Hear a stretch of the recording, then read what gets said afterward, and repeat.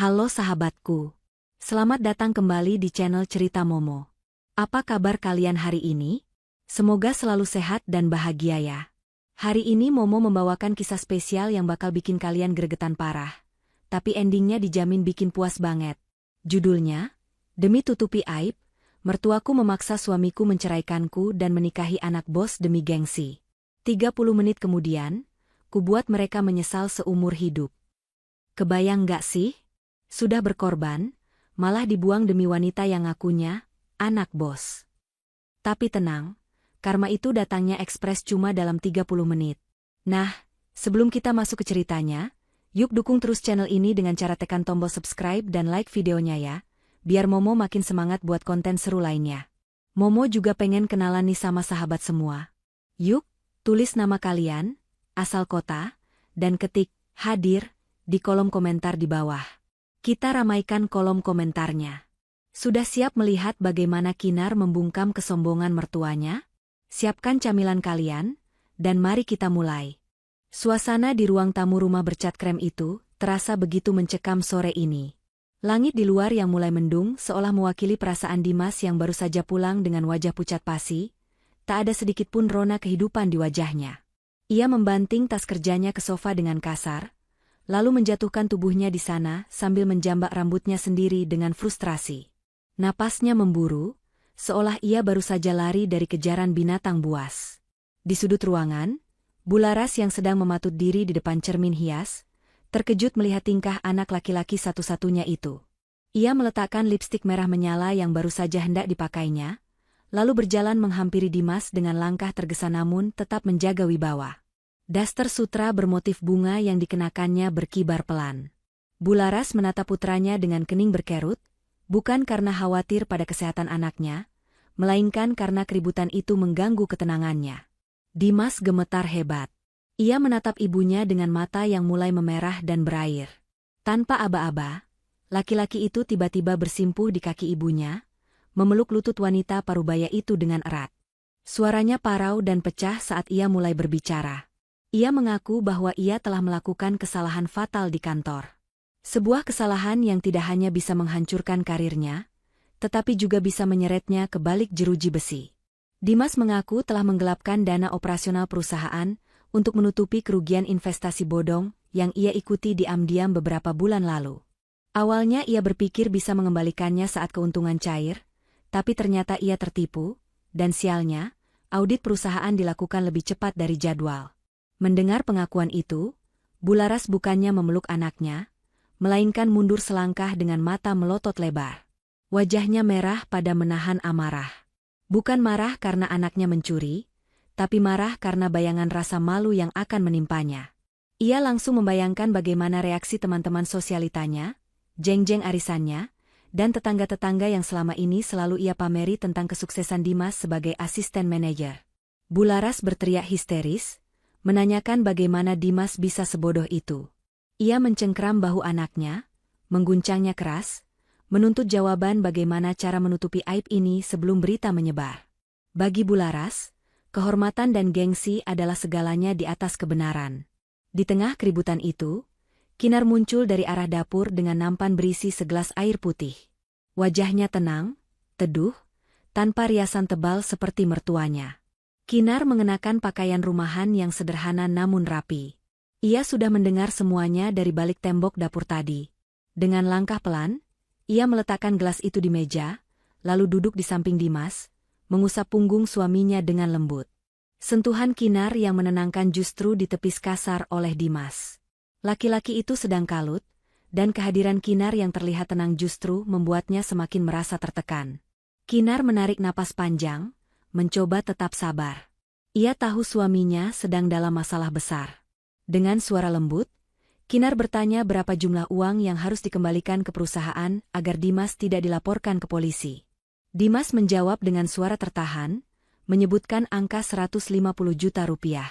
Angka yang sangat besar bagi mereka saat ini, mengingat gaya hidup Bularas yang boros selalu menggerogoti gaji Dimas setiap bulannya. Dimas menangis, mengatakan bahwa jika besok pagi uang itu tidak ada di rekening perusahaan, surat pemecatan dan laporan polisi akan dilayangkan. Mendengar keputusasaan itu, Kinar memberanikan diri untuk berbicara. Ia menatap mata suaminya lekat-lekat, lalu beralih menatap ibu mertuanya. Kinar berkata bahwa ia memiliki tabungan. Uang itu adalah simpanan darurat yang ia kumpulkan sedikit demi sedikit dari sisa uang belanja yang sering dipotong Bularas, ditambah sedikit warisan dari almarhum ayahnya yang selama ini ia rahasiakan demi keamanan. Kinar menawarkan uang itu untuk membantu menutup sebagian masalah Dimas. Ia berkata bahwa ia bisa mencairkan 50 juta rupiah sekarang juga. Namun, bukannya bersyukur, Bularas justru tertawa sinis. Tawa yang menyakitkan hati. Wanita itu menatap Kinar dari ujung kepala hingga ujung kaki dengan tatapan meremehkan. Bularas mencibir, mengatakan bahwa uang 50 juta itu tidak ada artinya. Ia menghina Kinar dengan kata-kata pedas, menyebut menantunya itu sok pahlawan dengan uang receh. Bularas mengatakan bahwa masalah ini butuh ratusan juta, bukan uang receh hasil mengirit belanja dapur yang rasanya hambar itu. Dimas pun ikut terdiam, tidak membela istrinya sama sekali, seolah setuju bahwa bantuan Kinar memang tidak berarti apa-apa dibandingkan besarnya masalah yang ia hadapi. Kinar hanya terdiam, menelan ludah yang terasa pahit. Padahal, di dalam hatinya, ia tahu ia bisa saja menyelesaikan masalah ini dalam satu kali jentikan jari. Sebagai pemegang saham mayoritas di perusahaan tempat Dimas bekerja, Kinar bisa saja menelepon direksi saat itu juga. Namun, ia menahan diri. Ia ingin melihat sejauh mana suami dan mertuanya ini menghargai usahanya. Ia ingin melihat apakah ada sedikit saja rasa syukur di hati mereka. Tapi nyatanya, yang ia dapatkan hanyalah cacian. Bularas terus mengomel, mondar-mandir di ruang tamu seperti setrika panas, menyalahkan Kinar yang dianggapnya tidak membawa keberuntungan bagi keluarga. Menurut Bularas, sejak Dimas menikahi Kinar, rezeki anaknya jadi seret dan banyak masalah. Padahal kenyataannya gaya hidup Bularaslah yang menjadi beban utama. Sore itu berakhir dengan keputusan sepihak dari Bularas. Ia melarang Dimas menerima uang, receh, dari Kinar karena gengsi. Ia tidak mau orang tahu bahwa mereka harus berhutang, atau memakai uang istri yang selama ini ia anggap miskin. Bularas bertekad akan mencari jalan lain, jalan yang menurutnya lebih berkelas, meskipun ia sendiri belum tahu caranya. Sementara Dimas masih terduduk lemas di lantai, Kinar bangkit berdiri dan kembali ke dapur membawa gelas air yang tak disentuh suaminya. Di balik punggung mereka, tatapan Kinar berubah tajam. Ia bergumam pelan, sangat pelan hingga tak ada yang mendengar, bahwa kesempatan pertama sudah mereka buang. Langit di luar semakin gelap, segelap hati Bularas yang sedang merencanakan sesuatu demi menyelamatkan nama baiknya, tanpa peduli siapa yang akan ia korbankan selanjutnya. Matahari belum tinggi benar ketika sebuah mobil sedan hitam mengkilap berhenti tepat di depan pagar rumah. Suara mesinnya yang halus namun bertenaga membuat Bularas, yang sejak pagi mondar-mandir gelisah di ruang tamu, langsung melongo ke jendela. Matanya membulat sempurna saat melihat siapa yang turun dari kendaraan mewah itu. Seorang wanita muda dengan penampilan bak model papan atas melangkah anggun. Kacamata hitam bermerek bertengger di hidungnya. Sepatu hak tingginya mengetuk aspal dengan irama percaya diri, dan tas tangan yang dijinjingnya jelas berharga puluhan juta rupiah. Itu adalah Siska, rekan kerja baru di kantor Dimas yang belakangan ini sering disebut-sebut namanya karena gaya hidupnya yang glamor. Bularas bergegas membuka pintu, senyumnya merekah lebar, seolah lupa bahwa semenit yang lalu ia masih memaki-maki nasib buruknya. Ia menyambut Siska dengan keramahan yang dibuat-buat, mempersilakan tamu istimewa itu masuk ke ruang tamu yang kini terasa sempit dibandingkan pesona kemewahan yang dibawa Siska. Dimas yang masih meringkuk lesu di sofa langsung terperanjat. Wajahnya semakin pucat melihat Siska ada di sana, takut rekan kerjanya itu datang untuk menagih pertanggungjawaban atau membawa kabar buruk dari kantor. Namun, Siska justru tersenyum manis, senyum yang penuh arti dan menyiratkan kekuasaan. Tanpa basa-basi, setelah duduk dengan anggun dan menolak halus minuman yang disuguhkan Kinar dengan lambaian tangan meremehkan, Siska mulai berbicara. Suaranya terdengar renyah dan penuh percaya diri. Ia menatap Dimas lekat-lekat, lalu beralih menatap Bularas yang duduk di samping anaknya dengan penuh harap. Siska mengaku bahwa ia sudah tahu semua masalah yang menimpa Dimas. Ia tahu soal audit mendadak dan uang 150 juta yang hilang. Bularas hampir pingsan mendengarnya, takut Siska adalah utusan polisi. Namun, Siska tertawa kecil, Suara tawanya terdengar seperti denting koin emas di telinga Bularas. Siska kemudian membuka rahasia besar yang membuat jantung Bularas berdegup kencang karena girang. Wanita muda itu mengaku bahwa ia sebenarnya bukan sekadar karyawan biasa. Ia adalah putri tunggal Pak Hermawan, pemilik perusahaan tempat Dimas bekerja. Siska bercerita bahwa ia sengaja menyamar menjadi staf biasa atas perintah ayahnya untuk memantau kinerja karyawan dari bawah. Siska mengklaim bahwa ia memiliki kuasa penuh untuk mengatur laporan keuangan dan menghapus jejak kesalahan Dimas seolah-olah tidak pernah terjadi apa-apa. Bahkan, ia menjanjikan posisi manajer cabang untuk Dimas bulan depan, posisi yang selama ini hanya bisa Dimas impikan dalam tidurnya. Mendengar pengakuan itu, mata Bularas berbinar terang, seolah baru saja melihat tumpukan emas batangan jatuh dari langit. Masalah yang tadinya terasa seperti gunung batu yang menghimpit dada, kini rasanya seringan kapas. Dimas pun menatap Siska dengan tatapan tak percaya sekaligus penuh harapan.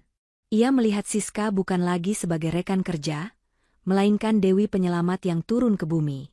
Namun, Siska belum selesai bicara. Ia menyandarkan punggungnya ke sofa, menatap kuku-kukunya yang terawat rapi, lalu melirik tajam ke arah dapur, tempat Kinar berdiri mematung mendengarkan pembicaraan mereka. Siska mengajukan syarat. Syarat yang diucapkannya dengan nada manja namun mematikan. Ia bersedia membereskan semua kekacauan Dimas, melunasi hutangnya, dan mengangkat derajat keluarganya, asalkan Dimas menjadi miliknya. Siska mengaku sudah lama menaruh hati pada Dimas, namun ia gengsi karena statusnya sebagai anak bos. Kini, ia memberi ultimatum. Ayahnya, Pak Hermawan, tidak akan pernah setuju putrinya berhubungan dengan pria beristri. Jika Dimas ingin selamat dan sukses, ia harus kembali menjadi lajang. Ia harus bersih dari ikatan masa lalu. Siska menegaskan bahwa ia tidak mau dimadu atau menjadi yang kedua. Bularas langsung menoleh cepat ke arah dapur, menatap Kinar dengan tatapan yang berubah total. Jika sebelumnya tatapannya hanya berisi kekesalan, kini tatapannya berisi tekad untuk menyingkirkan. Di mata Bularas, Kinar kini hanyalah kerikil tajam yang menghalangi jalan emas putranya. Kinar yang sedari tadi diam, merasakan dadanya sesak. Ia melihat gelagat suaminya yang mulai goyah. Dimas tidak membentak Siska atau membela pernikahannya, laki-laki itu justru menunduk, seolah sedang menimbang-nimbang tawaran yang menggiurkan itu. Kinar memberanikan diri mendekat, mencoba mengingatkan suaminya dengan suara bergetar. Ia bertanya apakah Dimas percaya begitu saja pada orang yang baru dikenal. Namun, belum sempat Dimas menjawab, Bularas sudah memotong dengan suara tinggi. Ia memuji-muji Siska sebagai wanita berkelas yang jelas asal-usulnya, berbeda dengan Kinar yang menurutnya tidak jelas dan tidak bisa membantu apa-apa. Siska tersenyum penuh kemenangan melihat pembelaan Bularas. Ia bangkit berdiri, merapikan roknya, dan berkata bahwa ia memberi waktu bagi Dimas dan ibunya untuk berpikir. Sebelum melangkah pergi, Siska sempat berbisik di telinga Bularas bahwa jika Dimas setuju, ia akan langsung mentransfer uang pelunasan itu hari ini juga, bahkan memberi bonus untuk belanja bulanan Bularas. Pintu tertutup, meninggalkan aroma parfum mahal Siska yang tertinggal di ruangan, dan benih kehancuran rumah tangga Kinar yang mulai tumbuh subur di hati mertuanya. Sepeninggal Siska, jejak parfum mahalnya masih tertinggal di ruang tamu, seolah menjadi pengingat akan tawaran menggiurkan yang baru saja dilontarkan. Suasana rumah bukan menjadi tenang, melainkan semakin panas, seakan ada bara api yang menyala di antara mereka bertiga. Bularas tidak membuang waktu sedetik pun. Begitu suara mobil Siska menjauh, ia langsung memutar tubuhnya menghadap Dimas. Matanya nyalang penuh tuntutan. "Kamu dengar sendiri kan, Dimas?" Suara Bularas melengking, memecah kesunyian. Ia menunjuk ke arah pintu di mana Siska baru saja keluar. Itu yang namanya rezeki nomplok. Kesempatan emas tidak datang dua kali. Sekarang ibu tanya, kamu mau mendekam di penjara, makan nasi cadong, dan bikin ibu mati berdiri karena malu? Atau kamu mau hidup enak, jadi manajer, dan punya istri anak konglomerat? Dimas menunduk dalam, kedua tangannya meremas rambutnya yang berantakan. Pikirannya kalut. Bayangan jeruji besi yang dingin dan suram membuatnya merinding ketakutan. Di sisi lain, wajah Kinar, istri yang sudah mendampinginya selama 3 tahun ini, melintas di benaknya. Namun, Rasa takut dan keserakahan mulai menggerogoti hati nuraninya perlahan-lahan. Kinar, yang masih berdiri di ambang pintu dapur, mencoba mendekat. Ia membawa segelas teh hangat untuk menenangkan suaminya, meski hatinya sendiri sedang hancur. "Mas," panggil Kinar lembut, mencoba menyentuh lengan suaminya. "Jangan ambil keputusan saat sedang emosi. Kita bisa cari jalan lain. Aku bisa jual perhiasan peninggalan almarhumah ibuku, atau kita pinjam ke saudara." Belum selesai Kinar bicara, Bularas sudah menyambar dengan bentakan keras. "Halah, berapa sih harga perhiasan ibumu itu? Paling cuma cukup buat beli kerupuk. Masalah Dimas ini ratusan juta, Kinar. Ratusan juta. Kamu mau jual diri pun belum tentu cukup." Kata-kata kasar itu meluncur begitu saja tanpa saringan, menancap tepat di ulu hati Kinar. Bularas beralih mencengkeram bahu Dimas, mengguncangnya kasar. "Dengar ibu, Dimas. Istri itu bisa dicari lagi. Tapi kalau karirmu hancur, namamu busuk, siapa yang mau sama kamu? Siska itu anak Pak Hermawan. Bapaknya bos kamu. Kalau kamu nikah sama dia, hidup kita terjamin 7 turunan. Ibu nggak perlu lagi pusing mikirin arisan atau utang panci. Kamu harus cerdas." Tekanan itu datang bertubi-tubi. Ponsel Dimas tiba-tiba bergetar di atas meja. Sebuah pesan masuk dari Siska. Dimas melirik layar ponselnya. Pesan itu berisi foto sebuah kunci mobil mewah dengan caption singkat. "Hadiah kecil buat kamu, kalau kamu sudah siap melangkah maju bersamaku. Jangan bikin aku nunggu lama, sayang." Mata Dimas membelalak. Godaan itu begitu nyata. Mobil impiannya ada di depan mata, hanya berjarak 1 tanda tangan di surat cerai. Perlahan, sikap Dimas mulai berubah. Tubuhnya yang tadi gemetar ketakutan kini mulai tegak. Ia menoleh menatap Kinar, namun kali ini tidak ada kehangatan di matanya. Tatapan itu dingin, asing, dan penuh perhitungan. "Bu benar," gumam Dimas pelan, namun cukup keras untuk didengar Kinar. Aku nggak bisa hidup miskin terus-terusan. Kin, aku capek. Aku capek dikejar target. Capek mikirin uang belanja yang nggak pernah cukup." Siska nawarin solusi instan. "Dia bisa jamin masa depanku." Kinar tertegun. Ia tak menyangka suaminya akan serapuh itu imannya. "Jadi kamu lebih percaya janji manis wanita yang baru kamu kenal daripada istri yang menemanimu dari nol, Mas?" tanya Kinar, suaranya bergetar menahan tangis. "Jangan dramatis," potong Bularas cepat, berdiri membentengi anaknya dari Kinar. "Ini bukan soal cinta-cintaan kayak sinetron. Ini soal bertahan hidup. Kamu itu cuma beban, Kinar. Sejak nikah sama kamu, karir Dimas jalan di tempat. Mungkin benar kata orang pintar yang ibu temui dulu, auramu itu gelap, menutup rezeki suami." Kinar mundur selangkah. Tuduhan itu sungguh tidak masuk akal.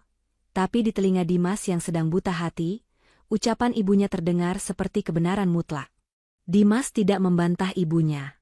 Ia justru memalingkan wajah, enggan menatap mata istrinya yang basah. "Aku butuh waktu sendiri," ucap Dimas dingin, lalu beranjak masuk ke kamar dan membanting pintu keras-keras, meninggalkan Kinar sendirian menghadapi tatapan mencemooh Bularas.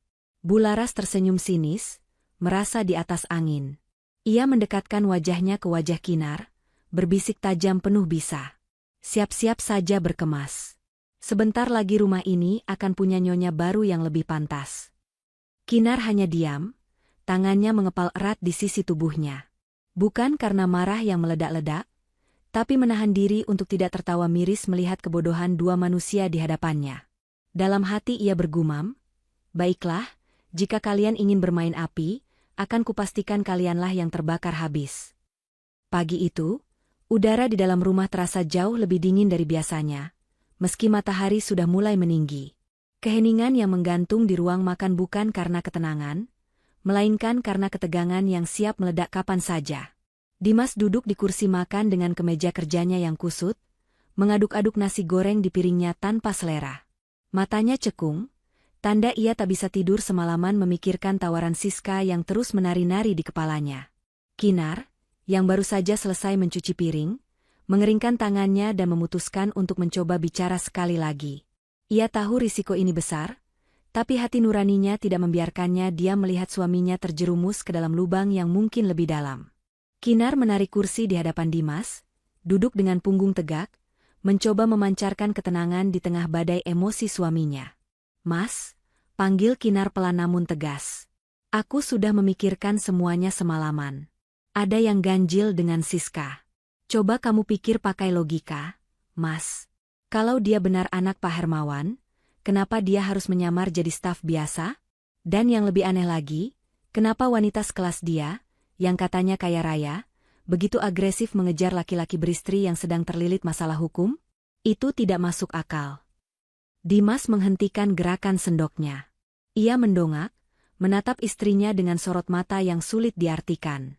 Ada keraguan di sana, tapi sayangnya, rasa tamak lebih mendominasi.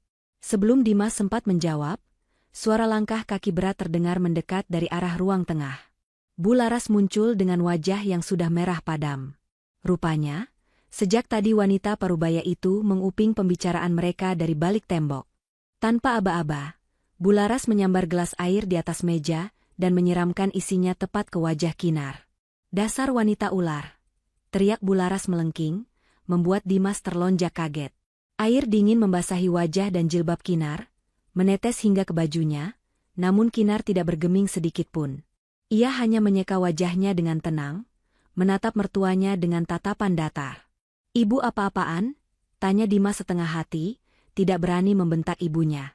"Istrimu ini yang apa-apaan?" tunjuk Bu Laras tepat ke hidung Kinar. "Kamu itu bukan cuma miskin, tapi juga dengki. Kamu sengaja kan ngomong begitu biar Dimas ragu? Kamu takut kalau Dimas nikah sama Siska, kamu bakal kehilangan tempat numpang hidup di sini? Kamu iri melihat Siska yang cantik, kaya, dan bisa menyelamatkan nyawa suamimu, sementara kamu cuma bisa nyusahin." "Bu, aku bicara fakta," sanggah Kinar, suaranya tetap terkontrol meski hatinya mendidih. "Aku hanya tidak ingin Mas Dimas tertipu. Bagaimana kalau Siska bohong? Bagaimana kalau ini cuma jebakan? Jebakan matamu." Bu Laras melayangkan tangannya, dan suara tamparan keras menggema di ruang makan itu. Pipi Kinar terasa panas dan perih seketika. Kepala Kinar tertoleh ke samping akibat kerasnya tamparan itu. Dimas terdiam, membeku di kursinya. Ia melihat istrinya ditampar, tapi mulutnya terkunci rapat. Ketakutannya pada ibunya dan harapannya pada uang Siska membuatnya bisu. "Dengar ya," desis Bu Laras, mendekatkan wajahnya ke wajah Kinar yang kini memerah. "Siska itu harapan satu-satunya keluarga ini. Dia bawa kunci mobil, dia bawa janji pelunasan hutang. Kamu bawa apa? Masalah. Sejak Dimas nikah sama kamu, rezekinya seret. Kamu itu pembawa sial. Penghalang kesuksesan suami. Harusnya kamu sadar diri, kalau kamu benar-benar cinta sama Dimas, kamu bakal mundur sukarela biar dia bahagia." Bu Laras menarik napas panjang, lalu menatap Dimas dengan tajam. "Dimas, ibu nggak mau dengar lagi hasutan istri pembawa sialmu ini. Siska tadi telepon ibu, dia minta kepastian sebelum jam makan siang. Kalau kamu nggak ceraikan wanita ini sekarang juga, Siska bakal tarik semua tawarannya dan membiarkan kamu membusuk di penjara. Pilih sekarang, Dimas. Ibumu atau wanita ini?" Dimas menatap Kinar yang masih memegangi pipinya yang merah. Di mata Kinar, Dimas tidak lagi melihat cinta, melainkan melihat penghalang. Bayangan mobil mewah, jabatan manajer, dan kebebasan dari hutang menutupi akal sehatnya. Perlahan, sorot mata Dimas berubah menjadi dingin dan asing, seolah Kinar adalah orang asing yang baru ia temui di jalan. "Maaf, Kin," ucap Dimas lirih, namun kata-katanya setajam sembilu. "Ibu benar. Kamu memang tidak pernah mendukung impianku. Mungkin memang kita tidak jodoh. Aku tidak bisa hidup dalam ketakutan dan kemiskinan terus-menerus. Aku butuh Siska." Kinar menurunkan tangannya dari pipi. Ia menatap suami dan mertuanya bergantian. Tidak ada air mata yang jatuh kali ini. Rasa sakit di hatinya perlahan membeku menjadi sebuah ketetapan hati yang kuat. Ia sadar, tidak ada gunanya lagi berdebat dengan orang yang sudah dibutakan oleh dunia. Kinar menegakkan punggungnya, menatap mereka dengan sorot mata yang berbeda dari biasanya. Sorot mata seorang penguasa yang sedang melihat bawahan yang membangkang, meski mereka belum menyadarinya. Baiklah, ucap Kinar pelan, suaranya dingin menusuk tulang. Kalau itu mau kalian. Anggap saja tamparan tadi adalah tanda putusnya rasa hormatku pada ibu, dan ucapanmu tadi, Mas, adalah tanda matinya kesetiaanku. Lanjutkan rencanamu. Aku tidak akan menghalangi lagi. Siang itu, matahari bersinar terik, seolah ikut memanaskan suasana di dalam rumah tipe 36 yang kini terasa sesak oleh ambisi dan pengkhianatan. Siska sudah kembali duduk di sofa ruang tamu, kali ini dengan gaya yang jauh lebih angkuh. Ia menyilangkan kakinya yang jenjang, sesekali melirik jam tangan emas yang melingkar di pergelangan tangannya, memberikan sinyal bahwa waktunya sangat berharga dan tidak boleh disia-siakan untuk drama murahan. Di hadapannya, Bularas tampak sibuk menyuguhkan camilan toples yang baru saja ia beli di warung depan, berusaha menjamu calon menantu kaya itu sebaik mungkin. Sementara itu, Dimas berdiri kaku di tengah ruangan. Keringat dingin mengalir di pelipisnya. Tatapannya berpindah-pindah antara Siska yang menatapnya menuntut, dan Kinar yang duduk tenang di kursi kayu sudut ruangan dengan tangan terlipat di pangkuan. Jadi, bagaimana, Dimas? Suara Siska memecah keheningan. Nadanya terdengar bosan namun mengintimidasi. Aku tidak punya waktu seharian. Papa sudah menunggu di kantor untuk tanda tangan surat promosimu. Tapi ingat, surat itu hanya akan turun kalau statusmu sudah jelas. Aku tidak mau pacaran sama suami orang. Mendengar kata promosi dan Papa, Bularas langsung menyenggol lengan anaknya. Tunggu apa lagi, Dimas? Jangan bikin Nak Siska kecewa. Kesempatan emas itu ada di depan mata. Jangan sampai melayang cuma gara-gara kamu nggak tegas sama wanita yang nggak berguna ini. Bularas melirik sinis ke arah Kinar. Dimas menarik napas panjang, mengumpulkan sisa-sisa keberaniannya, atau lebih tepatnya, sisa-sisa ketamakannya. Ia memantapkan hati, membuang semua kenangan manis 3 tahun pernikahannya demi janji manis masa depan yang ditawarkan Siska. Dimas melangkah maju mendekati Kinar. Jarak mereka hanya 2 meter, tapi rasanya seperti terpisah jurang yang sangat dalam. Kinar, panggil Dimas, suaranya terdengar parau namun berusaha tegas. Maafkan aku, tapi aku harus realistis. Cinta saja tidak bisa bikin perut kenyang, tidak bisa bayar hutang, dan tidak bisa menyelamatkan aku dari penjara. Kinar mendongak, menatap mata suaminya lurus-lurus. Tidak ada air mata di sana, hanya ketenangan yang justru membuat nyali Dimas sedikit menciut. Langsung saja ke intinya. Mas, ucap Kinar datar. Dimas mengepalkan tangannya. Baik. Mulai detik ini, aku menjatuhkan talak padamu. Kita cerai. Kalimat itu meluncur keluar, menggema di ruangan sempit itu, seolah memotong tali tak kasat mata yang selama ini mengikat mereka. Bularas langsung menepuk tangannya girang, seolah baru saja memenangkan lotre, sementara Siska tersenyum miring penuh kemenangan. Dimas melanjutkan ucapannya, kali ini dengan nada yang lebih menyakitkan, seolah ingin membenarkan tindakannya di hadapan nuraninya sendiri. Aku butuh wanita yang bisa menyelamatkan masa depanku, Kinar. Wanita yang punya kuasa, punya koneksi, dan bisa mengangkat derajatku. Bukan wanita yang bisanya cuma masak sop di dapur dan menghitung uang receh belanjaan. Kamu terlalu biasa untuk ambisiku yang sekarang. Hening sejenak. Angin berhembus pelan masuk melalui ventilasi, membawa debu jalanan. Kinar perlahan bangkit dari duduknya. Ia tidak mengamuk, tidak menjambak Siska, ataupun bersujud di kaki Dimas memohon belas kasihan seperti yang dibayangkan Bularas. Kinar justru merapikan jilbabnya dengan gerakan anggun. Baik, Mas. Talak sudah jatuh. Haram bagiku untuk berada di sini lebih lama lagi sebagai istrimu. Suara Kinar terdengar begitu dingin, menusuk tulang. Ia menatap Dimas, lalu beralih ke Bularas, dan terakhir mengunci pandangannya pada Siska. Kalian sudah memilih jalan kalian. Kalian memilih gengsi dan harta semu daripada ketulusan, lanjut Kinar. Satu pesanku, Mas. Jangan pernah menyesal. Karena begitu aku melangkah keluar dari pintu itu, tidak akan ada jalan untuk kembali. Dan kamu, Siska, nikmatilah kemenanganmu selagi bisa. Siska tertawa renyah, tawa yang terdengar sangat meremehkan. Duh, jangan sok bijak deh, Mbak. Udah miskin, dicerai, masih sempat-sempatnya ngasih nasehat. Udah sana, kemasi barang-barangmu yang gak seberapa itu. Jangan sampai ada sampah yang tertinggal di rumah calon suamiku. Bu Laras segera menimpali dengan semangat berapi-api. Benar? Cepat sana masuk kamar, ambil bajumu. Jangan bawa barang-barang yang dibeli pakai uang Dimas ya. Cuma baju-baju gembelmu itu saja yang boleh dibawa. Kinar mengangguk pelan, sebuah senyum tipis yang penuh misteri tersungging di bibirnya.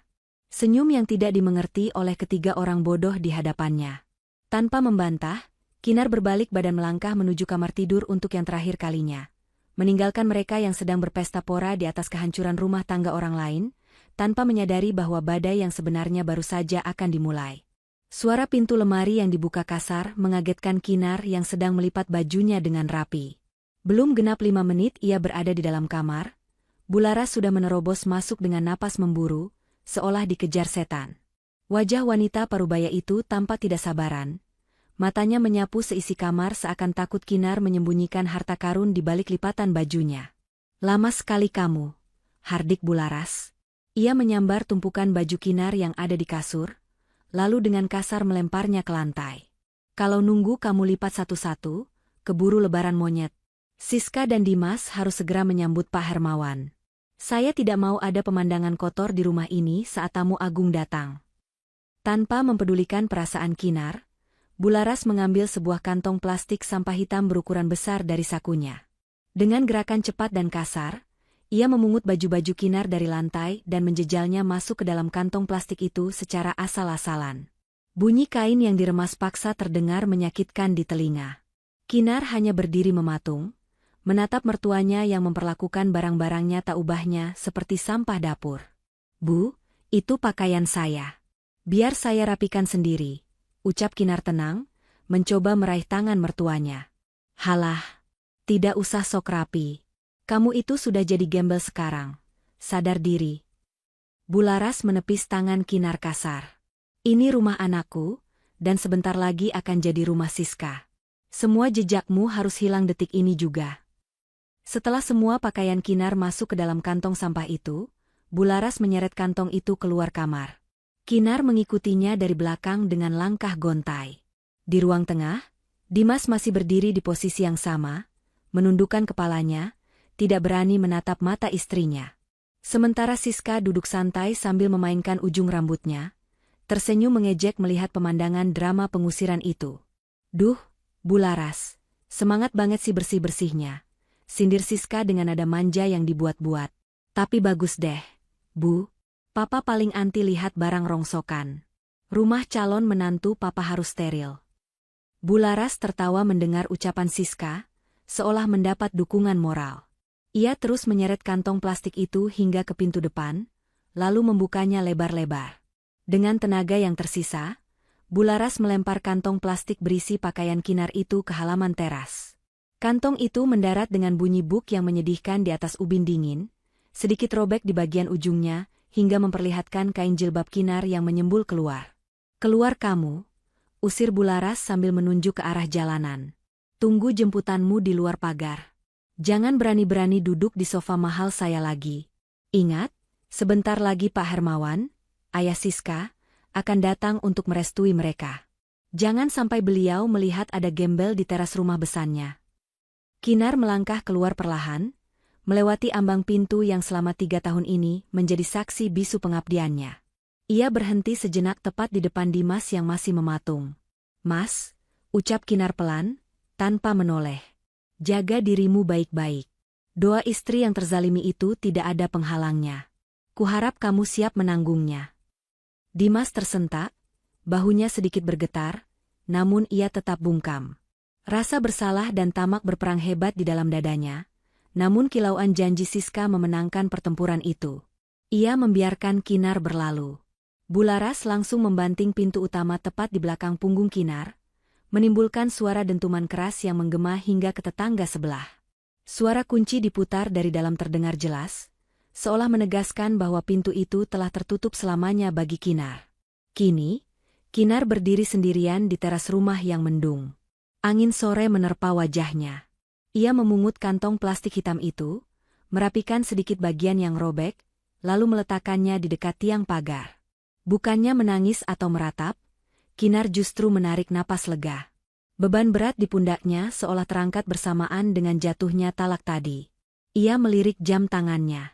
Jarum detik berdetak pasti. Ini adalah menit ke-0 dari babak baru yang ia siapkan.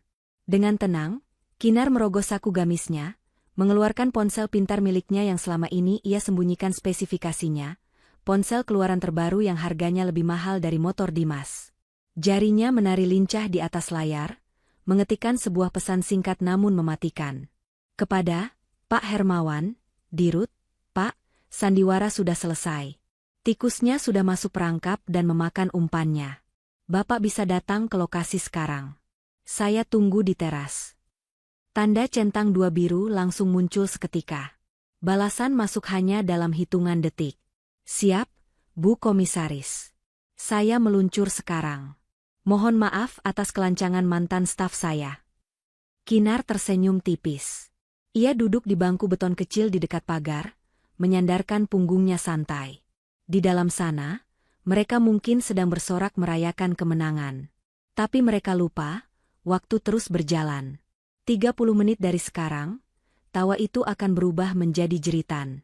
Dan Kinar, sang sutradara sesungguhnya, akan menikmati pertunjukan itu dari kursi barisan paling depan. Di dalam rumah, suasana berubah 180 derajat dalam sekejap mata. Hawa panas dan tegang yang tadi mencekik leher, kini berganti menjadi euforia kemenangan yang meledak-ledak. Bularas langsung berlari kecil menuju dapur, langkahnya ringan seolah berat badannya berkurang separuh. Ia bukan hendak mengambil sapu atau alat pel, melainkan membuka lemari kaca dan mengeluarkan piring-piring kristal serta cangkir keramik impor yang selama ini haram disentuh siapapun, termasuk Kinar. Ia bersenandung riang, menyanyikan potongan lirik lagu dangdut koplo favoritnya, sambil mengelap piring-piring itu dengan ujung daster sutranya. Wajahnya berseri-seri, kerutan kekhawatiran di dahinya seolah lenyap disetrika oleh harapan akan kekayaan yang sebentar lagi datang mengetuk pintu. Dimas, yang 10 menit lalu masih diliputi keraguan dan ketakutan akan penjara, kini mulai tersenyum lega. Ia menghempaskan tubuhnya ke sofa empuk, merentangkan kakinya lebar-lebar dengan santai. Beban hutang ratusan juta, ancaman audit, dan bayangan jeruji besi yang menghantuinya seharian ini rasanya sudah menguap entah kemana. Ia menatap Siska dengan tatapan memuja yang berlebihan. Di matanya saat ini, wanita bergaya glamor di hadapannya ini benar-benar dewi keberuntungan yang turun dari langit untuk menyelamatkan hidupnya. Siska, sang primadona panggung sandiwara ini, merogoh tas mahalnya dan mengeluarkan ponsel pintar keluaran terbaru. Ia sengaja menekan tombol loudspeaker atau mengeraskan volume suaranya agar Dimas dan Bularas bisa mendengar percakapannya. Sebentar ya, sayang. Bu, aku telepon papa dulu. Beliau pasti senang dengar kabar bagus ini, ucap Siska sambil mengedipkan sebelah matanya genit pada Dimas. Dimas langsung menegakkan punggungnya, jantungnya berdebar kencang penuh antisipasi. Ia membayangkan akan mendengar suara berwibawa Pak Hermawan, pemilik perusahaan raksasa tempatnya bekerja, orang yang selama ini hanya bisa ia lihat dari kejauhan saat pidato tahunan atau di majalah bisnis. Halo, Pak? Sapa Siska dengan nada manja yang sangat meyakinkan pada ponsel yang ditempelkan di telinganya. Hening sejenak, seolah ada jawaban di seberang sana, padahal layar ponselnya gelap. Iya, Pak. Siska sudah di rumah Dimas. Semuanya beres, Pak. Dimas sudah tegas. Dia laki-laki hebat, Pak. Dia sudah single sekarang. Iya, perempuan pembawa sial itu sudah diusir. Bularas yang sedang menata toples kue nastar dan kacang bawang di meja tamu langsung menghentikan kegiatannya. Ia menajamkan telinga, senyumnya makin lebar hingga gusi-gusinya terlihat jelas. Ia merasa bangga keputusan, cerdasnya, membuang Kinar langsung mendapat apresiasi dari Pak Hermawan. Apa, Pak? Papa sudah dekat, seru Siska pura-pura kaget, matanya membelalak dramatis. Oh, Papa mau langsung mampir ke sini sekarang? Buat kasih restu langsung dan tanda tangan surat promosi Dimas? Wah, asyik. Iya, Pak. Siska tunggu ya. Hati-hati di jalan, Pak. Love you. Sambungan telepon dimatikan. Siska menatap Dimas dan Bularas dengan wajah bersinar penuh kemenangan. kalian dengarkan? Papa sedang on the way ke sini. Kebetulan beliau baru pulang meeting dari area dekat sini. Beliau tidak sabar ingin bertemu calon menantunya yang berani ambil keputusan tegas demi masa depan. Ya ampun, Pak Hermawan mau datang ke gubuk kita ini. Bularas memekik histeris, tangannya gemetar saking senangnya. Ia langsung panik, memutar tubuhnya ke kanan dan ke kiri seperti gasing. Aduh, Dimas, lihat penampilanmu. Kusut begitu, bau keringat lagi. Cepat ganti baju. Pakai kemeja batik yang paling bagus yang dulu ibu belikan. Sisir rambutmu yang rapi. Jangan bikin malu di depan calon mertua konglomerat. Dimas langsung melompat dari sofa seperti tersengat listrik. Ia berlari terbirit-birit menuju kamar untuk berganti pakaian. Sementara itu, Bularas semakin sibuk. Ia merapikan taplak meja, meluruskan letak vas bunga plastik, dan menyemprotkan pengharum ruangan secara berlebihan ke segala penjuru, hingga baunya menyengat hidung. Ia ingin rumahnya wangi semerbak seperti lobi hotel bintang 5, untuk menyambut sang besan kaya raya. Tenang saja, Bu, ucap Siska santai, mengambil kue nastar dari toples dan memakannya tanpa rasa bersalah. Papa itu orangnya humble kok. Dia nggak suka formalitas yang kaku. Yang penting ketulusan dan kesetiaan. Tetap saja, Nak Siska. Kita harus kasih kesan terbaik. Kesempatan tidak datang 2 kali. Sahut Bularas sambil menyisir rambutnya yang sedikit beruban dengan jari-jarinya. Ia kemudian berjalan tergesa ke jendela depan, menyibakkan gorden sedikit untuk mengintip keluar, memastikan jalanan bersih sebelum mobil mewah Pak Hermawan tiba. Matanya menangkap sosok Kinar yang masih duduk diam di bangku beton dekat pagar, bersandar pada tas plastik hitamnya yang menyedihkan. Pemandangan itu justru membuat tawa Bularas semakin pecah. Ia merasa seperti ratu di dalam istana yang sedang melihat pengemis hina di gerbangnya. Lihat tuh, Nak Siska, tunjuk Bularas sambil terkekeh sinis. Perempuan itu masih di sana. Persis kayak ayam kehujanan yang gak tahu arah pulang. Kasihan sekali. Padahal sebentar lagi akan ada iring-iringan mobil mewah masuk sini. Nanti dia pasti melongo kaget lihat betapa beruntungnya kamu, Dimas, bisa lepas dari dia dan dapat ganti yang berlian. Siska ikut mengintip dari balik bahu Bularas, lalu mendengus meremehkan. Biarin aja, Bu. Biar dia jadi saksi mata kesuksesan Dimas. Itu hukuman yang pas buat orang yang gak tahu diri dan gak punya level. Di dalam rumah tipe 36 itu, mereka sibuk membangun istana pasir di tepi pantai, tertawa riang, dan merayakan kemenangan semu. Mereka benar-benar tidak sadar bahwa ombak besar bernama kenyataan sedang bergulung tinggi di kejauhan, siap menyapu bersih semua mimpi, harga diri, dan kesombongan mereka hanya dalam hitungan menit. Dimas keluar dari kamar dengan kemeja batik licin dan rambut klimis. Wajahnya penuh percaya diri, siap menyambut ayah mertua barunya. Panggung sandiwara sudah siap, para aktor bodoh sudah di posisinya, tinggal menunggu sang eksekutor datang untuk menutup tirai dengan cara yang paling menyakitkan. Jarum jam di dinding terus bergerak maju, detiknya berbunyi seirama dengan detak jantung Dimas yang semakin kencang. Tepat pada menit ke-20 sejak Kinar diusir keluar, sebuah pemandangan yang ditunggu-tunggu akhirnya muncul. Dari ujung jalan perumahan yang biasanya hanya dilewati motor atau mobil keluarga sederhana, meluncur sebuah sedan hitam mengkilap. Mobil itu bukan sembarang sedan. Itu adalah Mercedes-Benz S-Class terbaru, simbol kekuasaan dan kekayaan yang tak terbantahkan. Kaca filmnya gelap pekat, memantulkan sinar matahari sore dengan angkuh. Di belakangnya, sebuah SUV hitam berbadan besar mengawal rapat, semakin menegaskan bahwa penumpang di dalamnya adalah orang yang sangat penting. Bularas, yang sedari tadi menempelkan wajahnya di kaca jendela, langsung memekik tertahan. Itu dia. Itu pasti Pak Hermawan. Lihat mobilnya, Dimas. Mengkilap sekali. Ya ampun, ibu gemetar. Nak. Dimas menelan ludah, gugup sekaligus bangga. Ia merapikan kerah batiknya untuk yang kesekian kali, memastikan tidak ada satu kancing pun yang terlewat. Siska, yang masih duduk santai di sofa, tersenyum lebar dan berdiri dengan anggun. Nah, itu Papa. Ayo, kita sambut. Mereka bertiga bergegas keluar rumah. Bularas berjalan paling depan dengan langkah terburu-buru, diikuti Dimas yang berusaha terlihat gagah, dan Siska yang berjalan santai di belakang layaknya seorang putri raja. Saat pintu pagar dibuka, mata Bularas dan Dimas sempat melirik sekilas ke arah Kinar. Kinar masih duduk di sana, di bangku beton kumuh di luar pagar.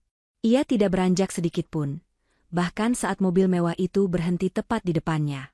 Tatapan Kinar lurus ke arah mobil itu, wajahnya tenang, tanpa ekspresi kaget atau kagum yang diharapkan Bularas. Hal ini membuat Bularas semakin gemas ingin mengejek. "Minggir kamu," desis Bularas sambil menyenggol bahu Kinar kasar saat ia lewat. "Jangan menghalangi jalan tamu agung. Sadar diri sedikit." Namun Kinar tidak bergeser. Ia hanya membetulkan posisi duduknya sedikit, memberi ruang yang cukup sempit, seolah menantang. Bularas tidak sempat marah lebih lanjut, karena pintu mobil sedan mewah itu sudah terbuka. Seorang sopir berseragam safari turun dengan sigap, berlari kecil memutar untuk membukakan pintu penumpang belakang. Kaki beralas sepatu pantofel kulit mengkilap menapak ke aspal. Keluarlah sosok Pak Hermawan. Pria parubaya itu tampak karismatik dengan setelan jas abu-abu tua yang dijahit sempurna pas di badan, jam tangan Rolex emas melingkar di pergelangan tangannya, dan aura kepemimpinan yang kuat memancar dari setiap geraknya. Dua orang pria berbadan tegap turun dari SUV pengawal, berdiri siaga di sisi kiri dan kanannya. Jantung Dimas rasanya mau copot. Itu benar-benar Pak Hermawan, bos besar di kantor pusat yang selama ini hanya ia lihat di layar proyektor saat rapat tahunan. Dan sekarang, orang nomor satu itu berdiri di depan pagar rumahnya yang sederhana. Bularas langsung maju dengan senyum paling manis yang ia bisa buat, tubuhnya membungkuk-bungkuk hormat berlebihan, persis seperti abdi dalam keraton. "Selamat datang, Pak Besan." Maksud saya, Pak Hermawan yang terhormat. Suatu kehormatan besar Bapak sudi mampir ke gubuk reot kami ini. "Silakan, Pak, silakan masuk. Kami sudah siapkan sambutan sederhana." Dimas ikut membungkuk-kikuk, tangannya gemetar saat mencoba menyalami tangan Pak Hermawan. "Selamat siang, Pak Dirut. Saya Dimas, staf bagian keuangan." Pak Hermawan menerima jabat tangan Dimas dengan cengkeraman yang kuat, namun wajahnya tidak tersenyum ramah. Alis tebalnya justru berkerut dalam, matanya menyapu sekeliling halaman dengan tatapan tajam dan menyelidik. Ia tidak langsung menjawab sapaan Bularas yang berapi-api itu. Tatapannya justru terhenti sejenak pada sosok Kinar yang duduk diam di samping tumpukan kantong sampah plastik hitam. Ada kilatan aneh di mata Pak Hermawan saat melihat Kinar, sebuah ekspresi yang sulit dibaca oleh Dimas. Antara terkejut, marah, atau hormat? Dimas tidak yakin, karena rasa takut dan grogi mengaburkan pandangannya. "Mana putri saya?" Suara Pak Hermawan terdengar berat dan berwibawa, memotong basa-basi Bularas. Bularas yang tidak peka dengan nada suara itu, langsung menunjuk Siska yang berdiri di belakang Dimas dengan bangga. "Itu dia, Pak. Nak Siska ada di sini, sehat walafiat. Cantik sekali seperti bidadari, persis seperti Bapak." Siska melangkah maju sambil merentangkan kedua tangannya, siap memeluk papanya. Wajahnya berseri-seri penuh kemenangan. "Papa. Akhirnya Papa sampai juga. Kenalkan, ini Dimas, calon suami Siska yang Siska ceritakan tadi di telepon. Dia sudah bereskan semua masa lalunya demi Siska, Pak." Siska bergerak mendekat untuk memeluk Pak Hermawan, namun sebuah pemandangan mengejutkan terjadi. Pak Hermawan tidak menyambut pelukan itu. Ia justru mundur selangkah, dan salah satu pengawal berbadan tegap itu dengan cepat merentangkan tangannya, menghalangi tubuh Siska agar tidak bisa menyentuh Pak Hermawan. Siska terhenti, senyumnya membeku di udara. "Pak?" tanyanya bingung. Bularas dan Dimas saling berpandangan, kening mereka berkerut. Kenapa ayah dan anak bersikap sekaku itu? Mungkin orang kaya punya cara menyapa yang berbeda, pikir Bularas mencoba positif. Pak Hermawan menatap Siska dari ujung rambut sampai ujung kaki dengan tatapan dingin yang menusuk. Ia kemudian menoleh ke arah Bularas dan Dimas yang masih bingung. Sudut bibirnya terangkat sedikit, membentuk senyuman yang bukan senyum ramah, melainkan senyum sinis yang mengerikan. "Putri saya?" ulang Pak Hermawan dengan nada bertanya yang tajam. "Kalian bilang wanita ini putri saya?" Jantung Dimas berhenti berdetak sesaat. Angin sore tiba-tiba terasa berhenti berhembus. Suasana yang tadinya penuh sorak-sorai kemenangan, mendadak senyap, menyisakan tanda tanya besar yang menggantung di udara, tepat sebelum badai yang sebenarnya menghantam. Tawa Pak Hermawan meledak seketika. Namun bukan tawa renyah yang menghangatkan suasana, melainkan tawa yang menggelegar penuh cemoohan dan penghinaan. Suara tawanya menggema di halaman rumah yang sempit itu, membuat bulu kuduk Dimas meremang.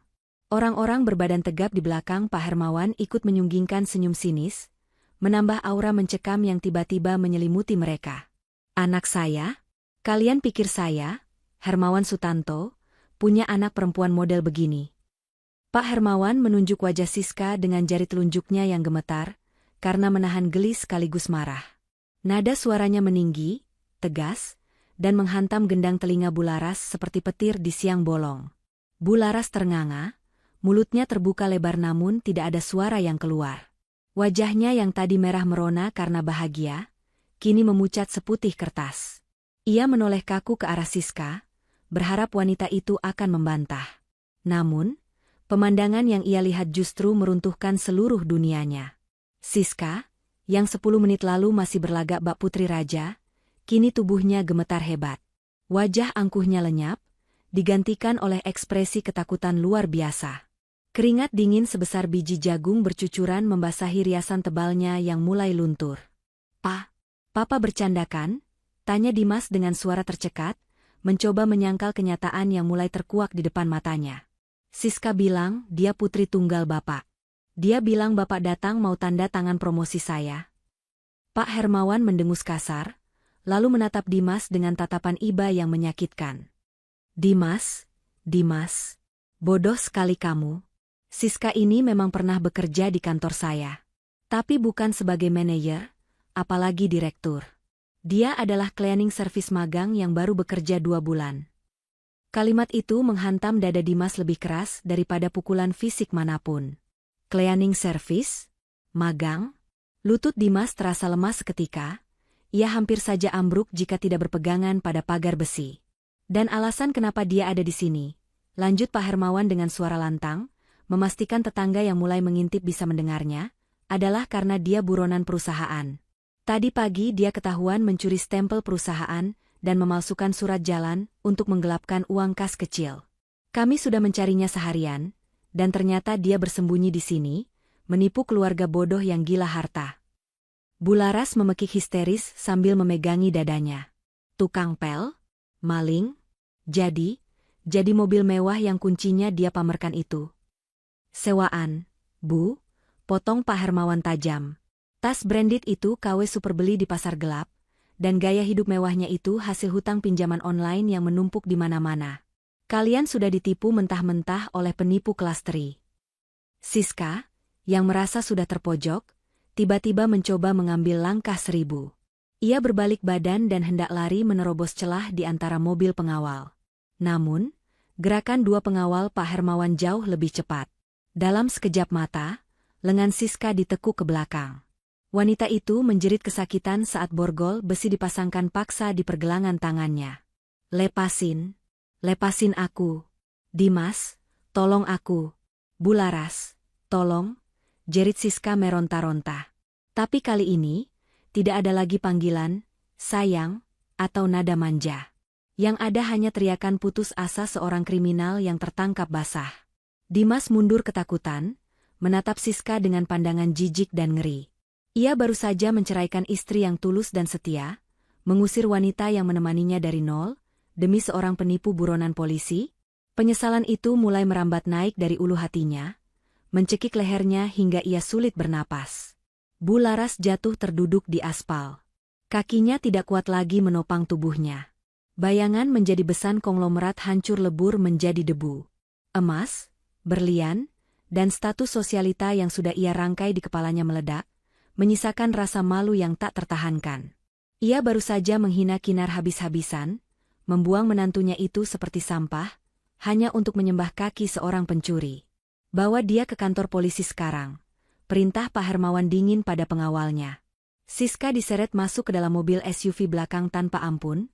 Teriakannya perlahan menghilang di telan pintu mobil yang tertutup rapat. Kini, di halaman itu hanya tersisa keheningan yang menyakitkan. Pak Hermawan merapikan jasnya yang sedikit kusut, lalu kembali menatap Dimas dan Bularas yang masih dalam kondisi syok berat. Saya benar-benar tidak habis pikir. ucap Pak Hermawan sambil menggelengkan kepalanya pelan. Kalian membuang berlian demi memungut batu kerikil. Kalian butakan mata hati demi gengsi semu. Sekarang, nasi sudah menjadi bubur. Kalian kehilangan segalanya. Dimas mengangkat wajahnya yang basah oleh keringat dingin. Pak, tolong saya, Pak, rintihnya memelas. Saya tidak tahu, saya ditipu. Tolong jangan pecat saya, Pak. Saya punya tanggungan. Ibu saya. Pak Hermawan menatap Dimas dingin. Urusan pekerjaan kamu, itu nanti. Ada hal yang jauh lebih penting yang harus saya lakukan sekarang. Sesuatu yang seharusnya sudah saya lakukan sejak lama. Tanpa mempedulikan Dimas yang merengek, Pak Hermawan memutar tubuhnya. Ia tidak berjalan menuju mobilnya, melainkan berjalan lurus ke arah bangku beton di luar pagar, tempat Kinar masih duduk dengan tenang menyaksikan semua drama itu. Dimas dan Bularas mengikuti arah pandang Pak Hermawan dengan bingung. Kenapa bos besar itu berjalan ke arah Kinar? Ke arah wanita yang baru saja mereka usir dan hina? Bukankah Kinar bagi mereka hanyalah wanita kampung yang tidak punya apa-apa? Jantung Dimas berdegup kencang lagi, kali ini karena firasat buruk yang jauh lebih mengerikan. Ia melihat Pak Hermawan, orang paling berkuasa di perusahaannya, berhenti tepat di depan Kinar. Dan apa yang terjadi selanjutnya membuat mata Dimas dan Bularas terbelalak, seolah bola mata mereka akan melompat keluar. Pak Hermawan, sang direktur utama yang angkuh itu, menundukkan badannya dalam-dalam, melakukan gerakan membungkuk hormat 90 derajat di hadapan Kinar, gerakan yang hanya dilakukan bawahan kepada atasan tertinggi.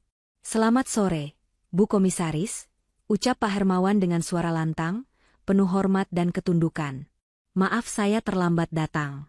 Mobil jemputan khusus untuk Ibu sudah siap. Dunia Dimas seakan berhenti berputar detik itu juga. Langit sore yang mendung terasa runtuh menimpa kepalanya. Kata itu terngiang-ngiang di telinganya, berulang-ulang seperti kaset rusak. Komisaris? Kinar? Istrinya yang ia ceraikan karena dianggap miskin dan pembawa sial, adalah komisaris utama perusahaannya? Suara angin sore yang berhembus pelan, seolah menjadi satu-satunya hal yang berani bergerak di halaman itu.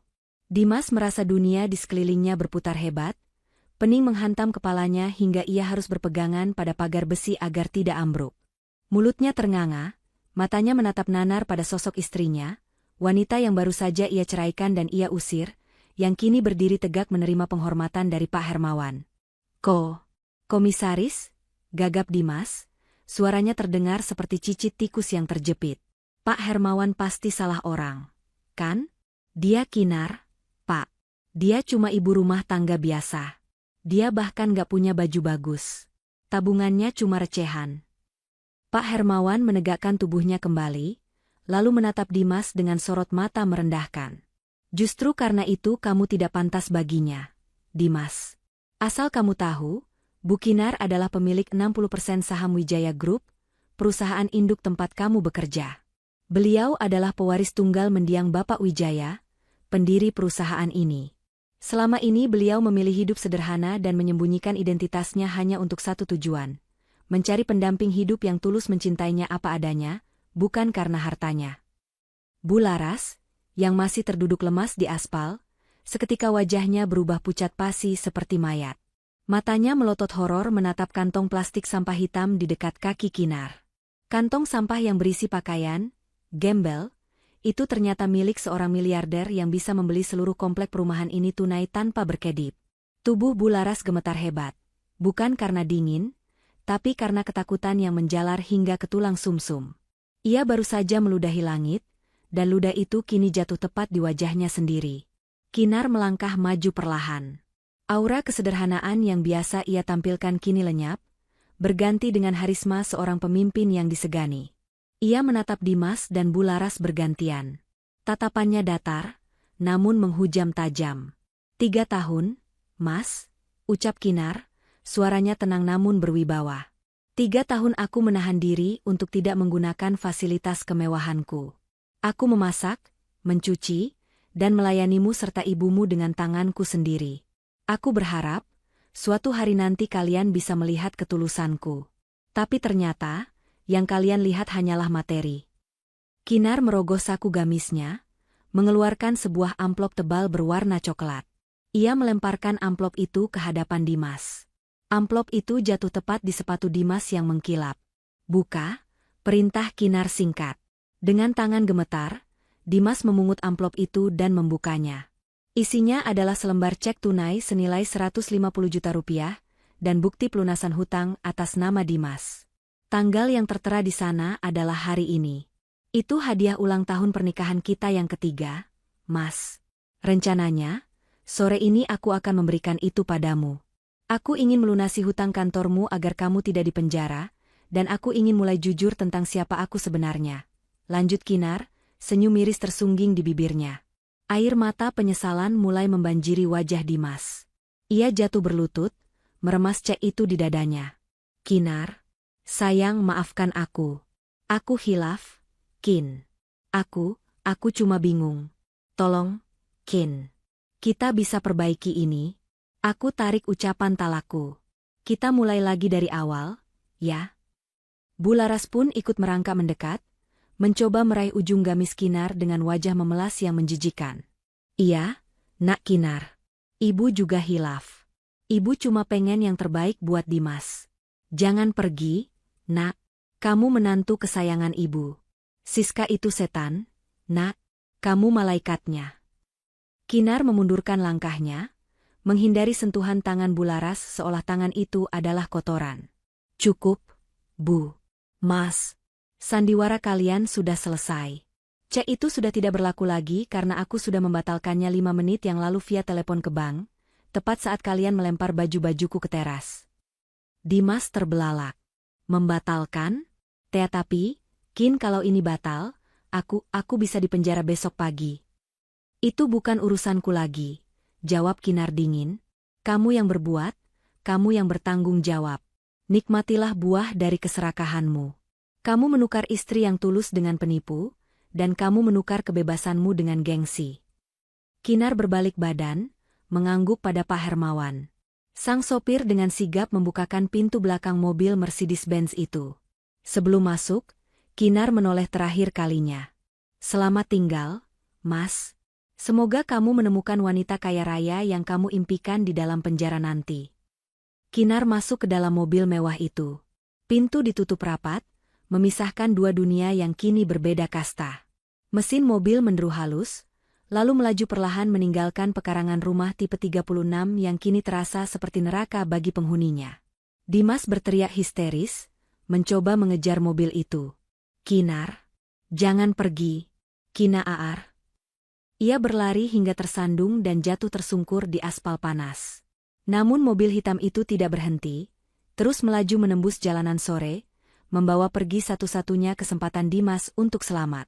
Di belakang, Bularas pingsan seketika saat menyadari bahwa tidak hanya kehilangan menantu kaya, tapi anaknya juga akan segera diseret ke penjara, dan hutang-hutang gaya hidupnya tak akan ada lagi yang menanggung. Langit sore berubah gelap, hujan mulai turun rintik-rintik, seolah alam semesta sedang mencuci bersih jejak kebodohan mereka. 30 menit yang lalu mereka merasa menang. Namun kini, penyesalan itu datang mencekik, menghancurkan mereka seumur hidup. Pesan moral. Jangan pernah menilai seseorang hanya dari penampilan luarnya, dan jangan pernah menukar ketulusan hati yang nyata dengan kemewahan semu yang belum pasti. Keserakahan dan gengsi hanya akan menutup mata hati, membuat kita membuang, berlian, demi memungut kerikil, yang pada akhirnya hanya menyisakan penyesalan yang terlambat.